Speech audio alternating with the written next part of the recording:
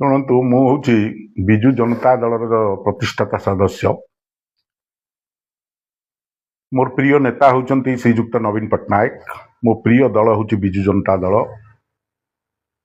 ମୁଁ ବିଜୁ ଜନତା ଦଳରେ ପ୍ରତିଷ୍ଠା ଦିନଠାରୁ ଆନ୍ତରିକତାର ସହିତ କାର୍ଯ୍ୟ କରିଆସିଛି ଏବଂ ମୁଁ ଆଜି ଶୁଣିବାକୁ ପାଇଲି ବିଭିନ୍ନ ଗଣମାଧ୍ୟମରେ ଗୋଟେ ଚର୍ଚ୍ଚା ଚାଲିଛି ମୁଁ ଅନ୍ୟ ରାଜନୈତିକ ଦଳକୁ କୁଆଡ଼େ ଯୋଗ ଦେବା ପାଇଁ ଯାଉଛି। ଇଏ କେବଳ ଗୋଟେ ଆଲୋଚନା, ଏଥିରେ କୌଣସି ସତ୍ୟତା ନାହିଁ। ମୁଁ ବିଜୁ ଜନତା ଇଏ ଗୁଜବ ମାତ୍ର। ମୁଁ ବିଜୁ ଜନତା ଦଳରେ ଥିଲି, ଅଛି ଏବଂ ରହିବି। ମୁଁ ବିଜୁ ଜନତା ଦଳର ହେଉଛି ରାଜନୈତିକ ବ୍ୟାପାର କମିଟିର ସଦସ୍ୟ।